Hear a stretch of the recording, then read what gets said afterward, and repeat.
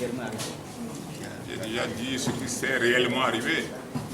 Je vous ai dit depuis quelques semaines, il y a des individus qui véhiculent des informations relatives à une insurrection armée. Et ces individus se sont choisis la date du 23 novembre. Vous êtes journaliste, vous avez suivi ça comme moi sur les réseaux sociaux. C'est vrai, le gouvernement a essayé de prendre des dispositions. Et c'est ainsi ce matin, vers 2 h du matin, au niveau de l'échangeur d'Aboué, il y avait une patrouille de gendarmerie qui a été agressée.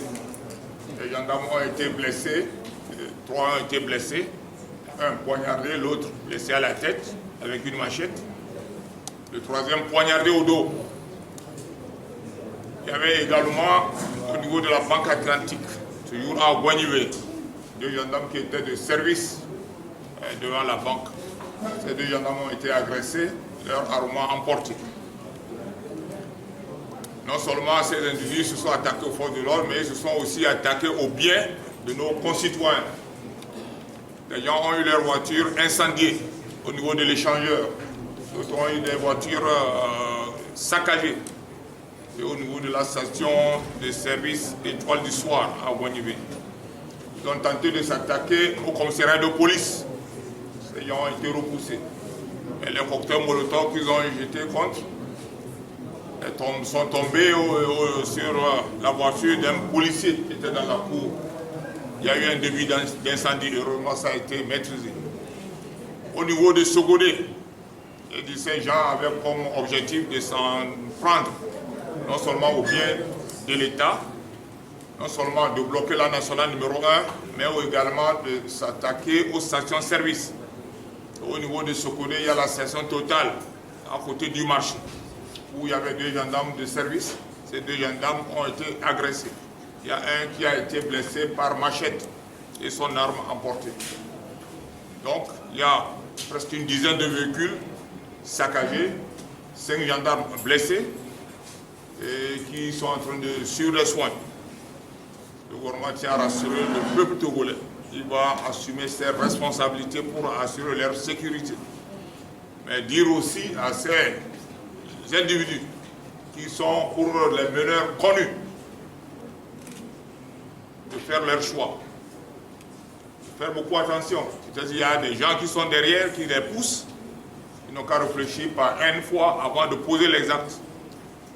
Mais ils seront recherchés, et ceux qui on va les retrouver, ils seront traduits en justice. Et eux et leurs commanditaires.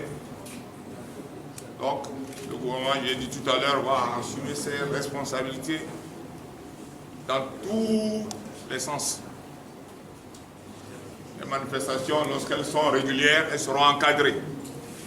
Mais on ne sort pas à 2 h du matin et dit qu'on manifeste. On ne se met pas en tenue noire pour manifester avec des machettes. Donc la vigilance doit être de mise par tout le monde, y compris vous, les amis journalistes. Voilà, en quelques mots, l'objet de notre point de presse. Est-ce que des armes sont dans la nature? Les armes ont été emportées, donc il y a au total 5 AK-47 emportés. Heureusement, il y a une AK-47 qui a été retrouvée par un habitant d'Agoy. Il a ramené ça au commissariat de police.